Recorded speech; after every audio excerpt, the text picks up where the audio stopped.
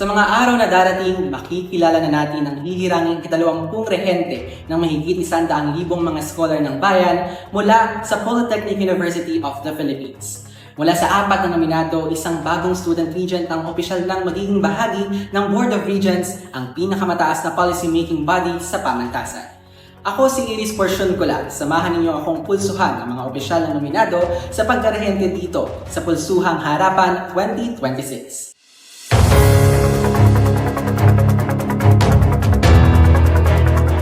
Makakapanayam natin ngayon sa loob ng 20 minuto, isa sa mga nominado ang Presidente ng Sentral na Konseho ng Mag-aaral, JP Azosano.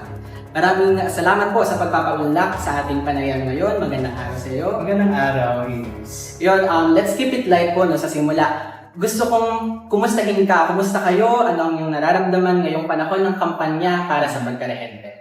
So for ngayon, syempre nandyan yung alam ng ating pakikibaka kasi nakakatuwa na merong 4 na nominado ngayon for the 2050 Student Region Selection. Nakakatuwa na buhay yung student participation, buhay yung genuine student representation na gusto nating panatilihin sa loob ng ating pamantasan. And of course, syempre, nandyan din yung mga critical nating mga scholar ng bayan na sumusubaybay doon sa selection process. At sana magpatuloy ito sa mga susunod na araw hanggang makita natin at makita na natin talaga mismo kung sino yung susunod na 28th Student Region na ating pamantasan. Ayun, President JP, nabanggit mo na mayroong 4 na nominado ngayon no, sa pagkarehente. Nakakaramdam ka ba ng pressure dahil 4 kayo magkakalaban o ano yung emosyon na nararamdaman mo sa bilang ngayon? It's actually yung pressure nandiyan na talaga yan. No? In-expect na natin yan. No? Pero higit sa lahat, nakikita ko na nakakatuwa talaga kasi merong mga kalaban ng mga leader estudyante no, na handang harapin yung hamon ng pagiging student regent ng ating pamantasan. Siyempre, pinapangalagaan natin yung bukas no, at malaya no, na paligsahan. Siyempre, yung bukas no, na paninindigan ng mga leader estudyante natin no, at para maitanggol nila yung mga campaigns mula sa kanilang mga kolehiyo, sa kanilang mga campuses. No, at sa ganung paraan, makikita natin no, na magbuhay talaga yung student participation natin. At magandang avenue yun para magpatambol yung mga laban ng mga scholar ng bayan sa mga kanya-kanya nating area. Pero inasahan mo ba na 4 ang magiging nominado ngayon para sa pagkarehente sa iyo? Actually, hindi. Kasi for the past years, ilan lang talaga yung mga tumatakbo for the student region selection. Minsan, isa pa nga lang, di ba? Minsan, 2, ganun lang. This time around, no, very historic yung nangyayari ngayong taon na yung selection dahil buhay yung paligsahan between the student leaders ng ating pamantasan. Salamat sa iyong naging kasagutan sa ating pangungumusta. Ngayon, dumako na tayo sa 4 na nominado na yun. 3 ang kabilang sa iyong political organization na samahan na mag-aaral para sa sambayanan o sama sa PUP. Ano ang masasabi mo sa naging performance sa takbo ng pamumuno ng inyong political organization lalo ba't matagal nang dinodomina ang sama sa PUP ang sentral na konseho man o kahit maging ang lokal na konseho ng PUP? Yes, si Sandigan na mag-aaral para sa sambayanan or sama sa PUP for almost 44 years. No, bit-bit niya talaga yung prinsipyo na education is a right. No? Yun yung prinsipyo na pinangahawakan natin kaya patuloy si Samasa no, na magpatakbo ng mga tunay palaban at makabayang mga leader estudyante. No? Hindi natin binibitawan no, yung ganong prinsipyo. Patuloy tayo lumalaban, no? Hindi man natin makuha yung mga posisyon sa loob ng student councils, no? O sa mga institusyon na meron tayo sa loob ng pamantasan, patuloy na lumalaban at nakikibaka ang sama sa PUP no, at pinangahawakan yung kanyang prinsipyo na dapat ipaglaban natin bilang mga estudyante yung karapatan natin sa tunay na libre, aksesable at dekalidad na edukasyon. Medyo curious lang ako sa kung paano ba ang dynamic ng sama sa PUP kasi syempre hindi natin maitatanggi na pare-pareho man kayo ng partido o political affiliation ay magkakalaban yung 3 nominado na yun. So ano kaya ang nagiging dynamic ninyo at paano yung nagiging pag-uusap ninyo or paano yung relationship ninyo sa isa't isa? Yes. Actually, for the student region selection, no, well, kapag student council elections, nasa banner kami ng Samasa at this time around no, sa student council elections to yung mismo mga campaigns, sarili-sarili namin mga campaigns yung bit namin. So we have volunteers no sa iba't ibang mga formations, organizations no na mina-maximize namin for this campaign. No? And of course, syempre, unlike student councils, no, mahirap talaga kasi minsan ikaw lang talaga yung kikilos bilang nominee and short span of time lang talaga for the campaign, no, unlike the student council elections. So, syempre, ang pinaka-baseline naman natin dyan ay magpatakbo no, ng tunay palaban at makabayang leader estudyante para sa opisina ng student regent ng ating pamantasan. Okay, ngayon dumaman naman tayo sa mas seryoso pa ng usapin tungkol pa rin sa Samasa PUP. Maraming mga alegasyon at issue ang umira sa social media laban sa Samasa PUP. Gaya ng issue ng korupsyon at palagi na lang daw kayo ang nahahalal at sana naman ay bago naman daw. Ano ang masasabi mo sa mga alegasyon o mga issue na ito? Actually, ang Samasa PUP, no, hindi yan perfectong political organization or alliance. Dahil alam naman natin na kung perfecto ang isang organisasyon, perfecto ang isang political alliance, no, where's the room for improvement? No? Actually, nakakatawa nga na yung mga estudyante natin ay critical ng isa. Critical na tinitingnan no, kung ano yung mga dapat nilang tingnan. No?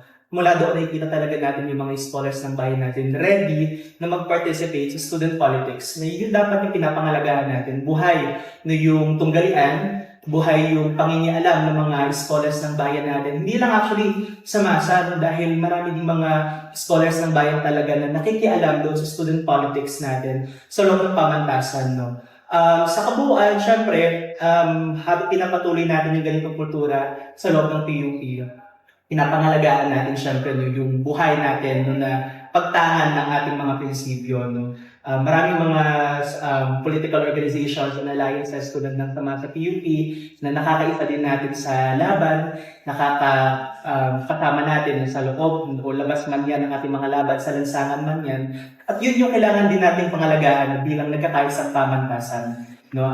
Maraming mga issues no, na sumiwalat, sumangbulat sa mga scholar ng bayan about Samasa, no? Pero ready no? At handa talagang patuloy no, na magpanibagong hubog no? At syempre look for improvements dahil yung ibang mga issues na ito no, ay resolved na.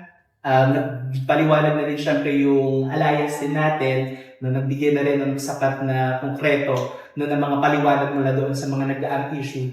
So, point is, no, we have to move forward no, at tingnan natin no, yung, ano pa yung kayang ibigay ni Samasa sa mga scholar ng bayan, no, lalong-lalo na sa mga campaigns natin, lalong-lalo na ito sa budget natin no, for fiscal year 2027. So, tuloy lang sa Samasa, no, kailangan talaga maging matibay no, o malakas yung tindig ng political alliance no, ng Samasa PUP para sa pagtatambol ng ating mga napat. Ngayon naman dumango tayo ngayon sa mas lokal na issue sa PUP. No? Nitong nakaraan sa nakalipas na town hall consultation hinggil sa NBU bill, we were there. Nagkaroon ng mainit na sagutan at nabuksan ang tungkol sa pagkakahati ng opinion ng mga scholar ng bayan sa panukalang ito. As a student regent, how will you manage those PUPians who are opposing? Yes, we will lead them. No? Dahil us student leaders, no, we have to arouse, organize, mobilize. No, we will exert all means, no, the use of office of student regent no, para makapagpamulan, no, gumawa ng magsagawa ng mga educational discussions, no, expose, no, kung bakit ang National Polytechnic University or NPU bill ay hindi sagot doon sa patong-patong nating mga problema. And actually, I believe no, na ang mga scholar ng bayan, they are critical enough, they are smart enough na alamin kung ano ang tama sa mali. Then, alam nila na ang NPU bill ay tulad lang syempre no, ng privatisasyon at ng commercialisasyon sa loob ng pamantasan. They know enough. No? And I think kung meron pa rin mga scholars ng bayan na hindi alam ang issue about NPU bill, willing ang Office of the Student Regent no, na magsagawa ng mga inisyatiba para ipakalat o ipaalam sa mga scholar ng bayan kung ano yung magiging implication nito sa mga scholar ng bayan sa buong PUP system. Okay. Let's be quick lang no, sa discussion ng NBU bill. tulad ng aking nabanggit kanina, meron pa rin nag-oppose sa majority na gusto ng estudyante. Majority or karamihan sa mga estudyante sa PUP talagang oppose sa LBU bill. Pero sa tingin mo, bakit kaya meron pa rin mga estudyante na parang sumusuporta dito? Ano sa tingin mo yung nakikita nila sa LBU bill na gusto mo rin i-debunk sa kanila? Actually, yung LPU bill kasi, this is not a student fight. This is a community fight. Ang nakakatakot dito sa LPU bill, once na naging batas, hindi lang masasangkalan yung karapatan ng mga estudyante sa libreng edukasyon. Alam na natin yan na merong commercialization and privatization sa LPU bill. Pero nakasaad din kasi sa loob ng panukala na magkakaroon ng land rights ang PUP. Ibig sabihin nun, pwedeng magkaroon nun ng titulo. Ngayon mas walang titulo ang PUP na walang titulo ng lupang PUP. Yung mga PUP grounds natin, yung land properties natin dito sa PUP, sa PUP talaga yan, pero wala tayong atibayan na sa atin na. So kapag nilis sa batas yung NPU bill, magkakaroon ng titulo or land rights yung PUP administration. At syempre, yung mga lands na yun ay kinatitirikan ng mga kabahayan. So maraming mga nakatirang PUPians around Santa Mesa, malapit sa PUP, na pwedeng mawalan ng tirahan. Dahil mismo nakausap natin si Atty. Liao no, ng ULCO or University Legal Counsel Office no, na minamata talaga nila no, na syempre magkaroon no, ng titulo ng lupa ang PUP. No? At syempre nagkaroon din ng diskusyon, tinanong natin no, sa kanila sa PUP administration paano yung mga bahay no, sa paligid ng PUP. No, sinabi sa atin, no, bibigyan naman daw sila ng security para magkaroon ng housing kung sakaling magkaroon tayo ng ganitong karapatan sa lupa. Pero, syempre, bilang mga estudyante sa student sector, malinaw tayo or malinaw yung ating binding na dapat hindi natin hayaan no, na mawalan ng tirahan, karapatan sa pamamahay o tirahan yung mga mamamayan natin sa paligid ng PUP. Dahil most of them ay mga PUPians din no, na doon naninirahan, maraming nakadorms na PUPians around the area of Santa Mesa. So, we acknowledge the fact na kailangan natin ng espasyo, sapat na espasyo sa pamantasan, pero sana not the fence no, doon sa kabahayan no, ng ating mga kapwa PUPians. Ay, ngayon naman, dumango tayo sa vision paper mo or vision board mo. Sa paanong paraan naging konektado ang issue tulad ng Visiting Forces Agreement, Enhanced Defense Cooperation Agreement, at Mutual Defense Treaty at ng panghihimasok ng China sa issue ng mga scholar ng bayan o ng buong komunidad ng PUP? Sobrang laki, actually, dahil alam natin na yung VFA, EDCA, MDT, no, at yung iba pang mga militarization projects ng gobyerno, malaki yung pondo na inilalaan dyan. No, for red tagging, no, for heightening the militarization sa mga campuses natin, malaki yung pondo na ibinibigay ng gobyerno habang sabla, nasasablak yung pondo na natatanggap ng ating universidad.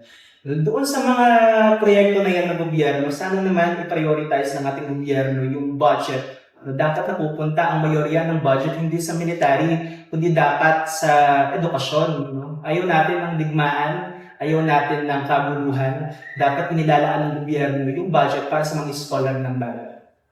Ngayon naman, nakasal sa yung vision paper din na pagdilibisa ng PUP rules. Can you mention one specific rule na nais mong baguhin at bakit? Actually, yung sa PUP rules natin, it was third pa ito ni Miss Kim Modelo, no? Pero isa sa mga gusto nating i-revise no, sa PUP rules ay yung accountability no, ng mga officers natin sa Federation Alliance, no? Hence, since very vague no, yung mga nakalagay doon no, na accountability mechanisms, itutulak natin yung paggawa no, ng Code of Ethics or Code of Ethical Standards. Nang sa gayon, no, mapagbantayan natin no, na yung mga members natin, o yung mga presidente, yung mga officers natin sa loob ng Federation Alliance ng anak ay tumatalima sa kanilang responsibilidad na pagsilbihan ng mga scholar ng bayan. Ngayon naman, gaano ka kasigurado na magagawa mo lahat ng mga inihain mong plano sa loob lamang ng halos isang taon mong panunungkulan kung sakaling ikaw ay mahalal bilang isang ahente? Yes, we will maximize the Office of the Student Region and the Alliance ng nagkakaya. Yes, we will maximize that by using our committees. No, actually, we have an assessment during the 25th Congress. No, naging nagbahagi kami ng mga point of improvements kasi marami talagang lapses no, ang anak 25th Congress so kung paano niya gagampanan no, yung kanyang mekanismo para maging Federation Alliance ng mga student councils. Mula roon, maraming mga point of assessments. For example, yung pagpapagana ng mga media channels namin, no, tulad din ng pag-aayos ng line of work ng bawat presidente sa anak PUP. At mula roon, i-apply natin yon sa 26th Congress ng anak PUP as well as sa PUP OSR. Kasi may mga committees tayo, no, meron tayong mga staffs no, na they are willing to help, no, pero naghihintay lang talaga sila na bigyan ng malinaw na line of work. Then, yun yung gagawin natin, i-apply natin for our next term, if ever na tayo ang maupo bilang susunod na rin. Ngayon, meron tayong natitira na lamang 5 minuto at sa oras na ito, gagamitin na natin ng mga cards na nakikita mo dito. Meron tayong 20 na sumasalisal sa 20 rehente ng PUP. Ikaw ay pipili lamang ng kung ilan man ang kakasya sa 5 minuto at magbibigay ka ng kung ano mang masasabi mo sa issue na nakapaloob siya. Alright, sige. Siguro 7 naman. Number 7. Ano ang masasabi mo sa INC Surprise Rally? Actually, no, very selective yung PNP doon sa maximum tolerance na kanilang ini-imply no, or ina-apply no, sa mga taong nagpo-protesta kapag galing sa national or ND movement or galing doon sa mga organizations na progresibo, no, napakadali para sa PNP nung nagamitan sila ng dahas. Nakita natin yan no, nung September 21 protest. Nabigyan ng gawa-gawang kaso si Tiffany Vic Brillante, Jacob Baluyot, na kapwa din natin mga scholar ng bayan. Habang ang INC, no, we acknowledge their right to protest, no, pero sana naman yung PNP ay maging pantay doon sa pag-i-implement nila ng maximum tolerance. Kasi nakita natin yung special treatment yung binigay no, ng pamahalaan ng Maynila. Ngayon, walang pasok. Diba? Binigyan pa sila ng kumbaga space no, para makapag-rally. Pero kapag galing ng mga progressive organization, lahat yung ibinibigay sa atin. So, yun yung panawagan natin sa national government na sana naman huwag silang maging selective doon sa pagpapanukala, pagpapa-instill no, ng peace and order. Sige, pili ka pa ng isa pa. Siguro 20. 20. Ano ang masasabi mo sa PUP administration? Yes, sa PUP administration, kung naririnig man ito nila Press Mooney, sana naman pakinggan nila ang hinaing ng mga scholar ng bayan. No, pare-parehas lang tayo na binabarat no, at pinapahirapan ng gobyerno. Magkaisa tayo doon sa ating laban para sa isang libre, dekalidad no, at access sa edukasyon. No. Kinakaisa pa rin natin syempre yung PUP administration, no? Pero we set the line, no? Hanggang saan lang natin tinitingnan yung kaisahan na yun. Pero yung Office of the Student Regent at yung mga student councils, we are doing our best no, para kaisahin yung admin doon sa mga laban natin. Dahil I know for a fact no, na yung mga administrations natin no, ay iniisip din yung kapakanan ng mga estudyante. At sana, no, lalong-lalo na sa usapin ng NQB, ay makasama natin sila sa laban. Okay, move on tayo sa next number. Siguro 11. Number 11, proposal of 6% GDP allocation to education sector. Ay dapat, di ba? Kasi yung kumbaga binigay na pamantayan no, ng United Nations, no, ng UNESCO, di ba? Hindi lang dapat matalin sa papachi-pachi na 2.6 to 3% no, na budget or total GDP ng ating bansa. No, dapat umabot yan 6%, dapat nga sobra pa. No, kasi according to our Constitution, dapat bigyan no, ng malaking prioritization ng ating edukasyon. Hence, dapat ibigay yung mayorya ng pondo para sa edukasyon no, at para sa mga scholar ng bayan. 9. Pagtanggal ng general education sa college curriculum. Hindi tayo tutol dyan. Big no. Dahil kinikilala natin yung mga general education programs natin or courses natin. Sinabi lang hindi katutol or tutol ka sa pagtanggal ng general education. Pagtanggal. Tutol tayo. Yes, tutol tayo sa pagtanggal ng GE courses dahil kinikilala natin yung importansya ng pag-aaral ng ating lipunan. No? Sabi sa atin, PUP is a polytechnic university, so dapat STEM-related courses lang, STEM-related programs lang. Pero hindi dapat ganoon. Dapat yung mga university natin pinagbabantayan pa rin yung mga programa o yung mga kurso na pinag-aaralan ng mga scholar ng bayan na mag-aambag no, sa ating society. No? At syempre, mag-aambag doon sa kamulatan ng mga scholar ng bayan pagdating sa usapin ng ating politika, ekonomiya, and of course, sa ating lipunan. Meron pa tayo natitirang oras. Pwede ka bang lumili? 4. 4. Pax Silica Construction. Big no. Big no for Pax Silica Initiative dahil meron niyang mga implications. Unang-una sa lahat, gagamitin yung cheap labor ng mga Pilipino. Pangalawa, gagamitin ang lupain ng Pilipinas. Pangatlo, gagamitin ang natural resources ng ating bansa. Kaya wala tayong gain sa Pax Silica Initiative. No? Kawawa yung mga mananakawan ng lupa, kawawa ang mga Pilipino. Instead na bigyan no, ng focus ng gobyerno yung mga inisyatiba na yan, yung mga hindi pantay ng sunduan kasama ang US, bakit hindi niya bigyan ng pansin yung mga kaliat nating mga issue tulad ng, for example, sa mga patayang sektor natin sa agriculture, di ba? Sektor ng edukasyon, healthcare, yun ang kailangan natin. Hindi militarization, hindi partnerships with the US, hindi AI initiatives. Salamat sa pagtugon mo sa mga issue na nakapaloob sa QCard dito. Ngayon naman, bibigyan ka namin ng isang minuto para sagutin ang katanungan na ito. Bakit ikaw ang karapat-dapat na maging susunod na rehente ng mag-aaral sa PUP? Dahil tayo ay tunay, palaban, at makabayan. No? For how many years no, we are an advocate of free, accessible, and quality education. No? Isa rin tayo no, sa mga impeachment complainant no, for the impeachment case, no, second impeachment case ni Sara Duterte. Isa rin tayo sa mga nagpanukala ng mas mataas na budget para sa PUP through Rights for Education Alliance PUP. And I know for a fact no, nasasamahan tayo ng 106,500 scholars ng bayan doon sa ating mga kampanya at laban. Dahil tayo, no, ako, hindi ko kaya na ako lang mag-isa. No, kailangan kuhain natin yung suporta, yung lakas, yung ubos lakas ng mga scholar ng bayan sa pagsusulong ng ating mga panawagan at ating mga laban dahil doon nakaugat ang kapangyarihan ng Office of the Student Regent sa kapangyarihan ng mga estudyante sa student power. Salamat, sakto sa isang minuto.